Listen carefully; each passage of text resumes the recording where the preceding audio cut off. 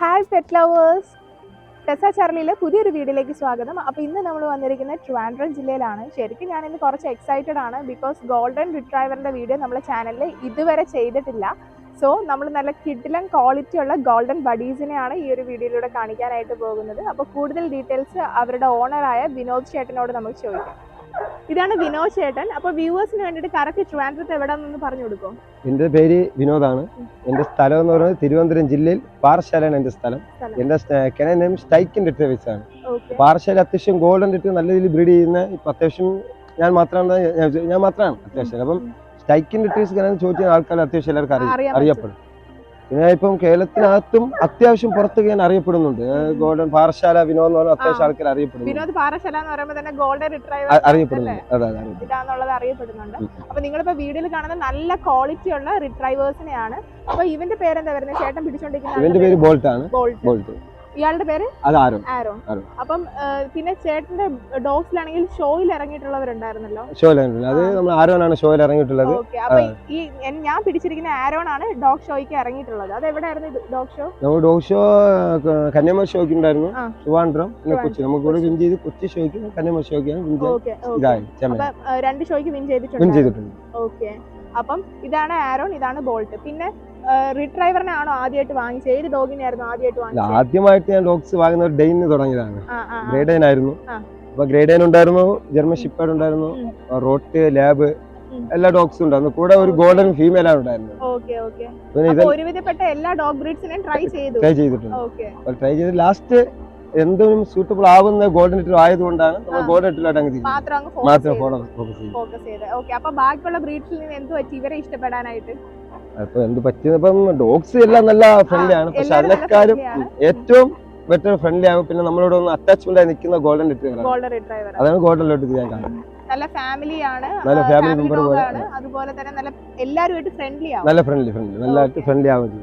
പിന്നെ ട്രെയിൻ ചെയ്ത് എടുക്കുവാണെങ്കിൽ നമ്മൾ പറയുന്ന എല്ലാ കാര്യവും പക്കയായിട്ട് എല്ലാം കറക്റ്റ് അവരനുസരിച്ച് കറക്റ്റ് കൊണ്ട് മെയിൻറ്റെയിൻ ചെയ്ത് പോകാൻ ചെയ്യാൻ പറ്റും. ഇപ്പൊ ഈ റിട്രൈവേഴ്സിന്റെ ഹെയർ ആണെങ്കിലും എല്ലാം നല്ല ക്വാളിറ്റി ആണല്ലോ, നല്ല രീതിയിലാണ്. അപ്പൊ ഈ ഹെയറിന് വേണ്ടിട്ട് എന്തെങ്കിലും കെയർ വല്ലതും ചെയ്യുന്നുണ്ടോ? ഹെയറിന് വേണ്ടി സെപ്പറേറ്റ് ഹെയറിനുള്ള സപ്ലിമെന്റ് കൊടുക്കുന്നുണ്ട്. അത് അത്യാവശ്യം നല്ല രീതിയിൽ തന്നെ ഹെയർ കാശ് നോക്കാൻ നല്ല രീതിയിൽ മെയിൻറ്റെയിൻ ചെയ്യുന്ന അതിന്റെ സപ്ലിമെന്റ് എന്താ ഹെയർ ചെയ്ത് കൊടുത്തോണ്ടിരിക്കുന്നത്. പിന്നെ അതുപോലെ നമ്മൾ നല്ല ലൈൻസിൽ നോക്കി എടുക്കണ്ടേ, ജെനറ്റിക്സും കൂടെ ഉണ്ടല്ലോ. അപ്പൊ ഇവരെയൊക്കെ ഇപ്പൊ എവിടുന്നാ കൊണ്ടുവന്നേ? ഇതിന്റെ ഓൺ ബ്രീഡിംഗിന്റെ ഡോഗ്സ് ആണ്. ഇതിപ്പം ലീരസ് ആണ്. ഇത് മഹാരാഷ്ട്ര ബോൾട്ട് മഹാരാഷ്ട്ര. ഇത് ഓൺ ബ്രീഡിംഗ് ആണ്. അപ്പം രണ്ടുപേരും നല്ല ലൈൻസ് നോക്കി തന്നെയാണ്. നല്ല ലൈൻസ് നോക്കി.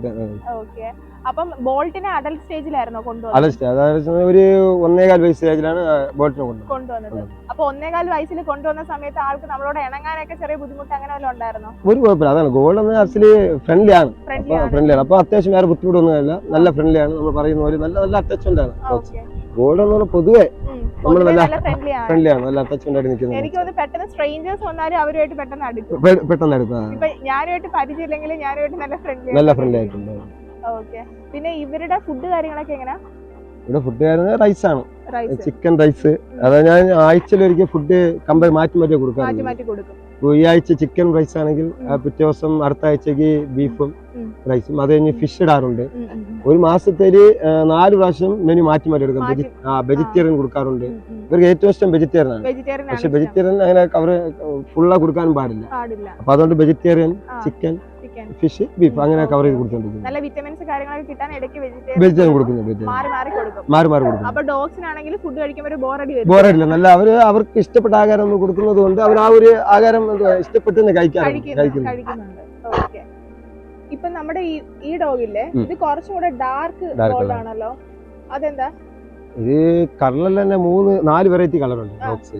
അതായത് ഡാർക്ക് കളർ ഉണ്ട്, ക്രീം ഉണ്ട്, വൈറ്റ് ഉണ്ട്, പക്ഷെ ബ്ലാക്കും ഉണ്ട്. ബ്ലാക്ക് നമ്മളെ ഇവിടെ ഇന്ത്യയിലെ റെയർ ആണ്. പക്ഷെ ഇന്ത്യ അത് കെനൽ രജിസ്റ്റർഡ് അല്ല. Black colour golden black registered അല്ല. പക്ഷെ ഇപ്പം കനേഡിയൻ ടൈപ്പാണ്. ഇതിന്റെ സിംബ, ഇത് കനേഡിയൻ ടൈപ്പാണ്. ഡാർക്ക് കളർ കനേഡിയൻ ടൈപ്പില്. അത് കനേഡിയൻ ടൈപ്പില് ഫേസ് ഇത്തിരി കനം കുറഞ്ഞ ആ ഒരു ഫേസ് യൂറോപ്യൻ ആണ്, കുറച്ചും കൂടെ വൈറ്റ് ആയിരിക്കും. യൂറോപ്യൻ വൈറ്റ് ആയിരിക്കും, പ്യുർ വൈറ്റ് ആയിരിക്കും യൂറോപ്യൻ. അതിന്റെ ഫേസ് കൂർത്തതായിരിക്കും.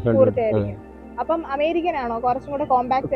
അമേരിക്കൻ കോമ്പാക്ട് ആയിരിക്കാം. ഫേസ് നല്ല പഞ്ച് ഹെഡ് ആയിരിക്കും, നല്ല പഞ്ച് ഹെഡ് ആയിരിക്കും. അതാണ് അമേരിക്കൻ. കളറിലും കുറച്ച് നല്ല ക്രീം കളർ ആയിരിക്കും. ഡാർക്ക് അല്ല, ക്രീം കളറാണ്.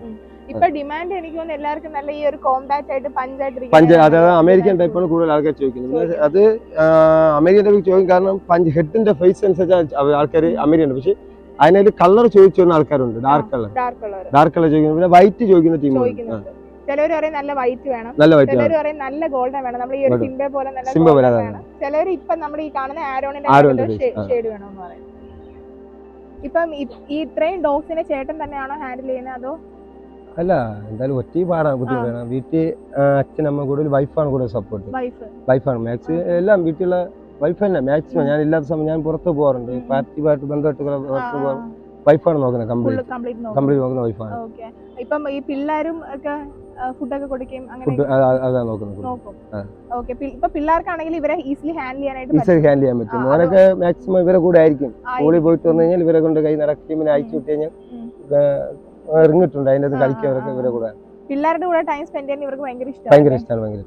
ഓക്കെ. അപ്പം ഗോൾഡൻ റിട്രൈവർ എന്ന് പറഞ്ഞാൽ ആർക്ക് വേണമെങ്കിലും ഹാൻഡിൽ ചെയ്ത് എടുക്കാനായിട്ട് പറ്റുന്ന നല്ല അടിപൊളി ബ്രീഡാണ്. പിന്നെ ഗാർഡിംഗ് പർപ്പസിന് നമുക്ക് ഇവരെ അങ്ങനെ നോക്കാൻ പറ്റില്ല. കാര്യം സ്ട്രേഞ്ചേഴ്സ് വന്നാൽ പോലും ഇവർ ഫ്രണ്ട്ലി ആവുന്ന. നമുക്ക് പക്ഷേ വീട്ടിൽ എല്ലാവരുമായിട്ട് ഇണങ്ങി എല്ലാവർക്കും, ഇപ്പൊ മുതിർന്നവർക്കാണെങ്കിലും കൊച്ചു കുട്ടികൾക്കാണെങ്കിലും ഈസിലി നല്ലതുപോലെ ഹാൻഡിൽ ചെയ്യാൻ പറ്റുന്ന നല്ലൊരു പെറ്റ് ആണ് നമ്മുടെ ഗോൾഡൻ റിട്രൈവർ. പപ്പീസ് എന്തെങ്കിലും കിടപ്പുണ്ടോ? പപ്പീസ് കിടപ്പുണ്ട്. ഇപ്പം ബോൾട്ടിന്റെ പപ്പീസും സിംബാർ പപ്പീസാണ് കിടപ്പുള്ളത്. ഇപ്പൊ ഒരു ബോൾട്ടിന്റെ പപ്പീസ് ഇപ്പൊ ഒരു 15 ദിവസമായിട്ടുണ്ട്. സിംബാർ ഇന്നേക്ക് 19 ദിവസമായിട്ടുണ്ട്. സിംബാർ പപ്പീസ് 19 ദിവസം നല്ല പപ്പീസ് കിടപ്പുണ്ട്. ഓക്കെ. സർട്ടിഫൈഡ് ആയിട്ടാണോ കൊടുക്കുന്നത് അതോ നോൺ സർട്ടിഫൈഡ്? സർട്ടിഫൈഡ് ആണ് കൊടുക്കുന്നത്. ഓക്കെ. ഏകദേശം റേറ്റ് ഒക്കെ എങ്ങനെ വരും? 25-30 റേഞ്ചാണ് വരുന്നത്. അത് പപ്പിയുടെ ക്വാളിറ്റി അനുസരിച്ച് വരും. ഓക്കെ. നല്ല ക്വാളിറ്റി ഉള്ള പപ്പീസ് ഉണ്ടെന്ന് പറഞ്ഞായിരുന്നല്ലോ, സിംബയുടെയും അതുപോലെ ബോൾട്ടിന്റെയും. ഇപ്പൊ പപ്പീസ് അല്ലാതെ ഇവിടെ സ്റ്റഡ് സർവീസ് അങ്ങനെ എന്തെങ്കിലും? മെയിൻ സർവീസ് ആണ്.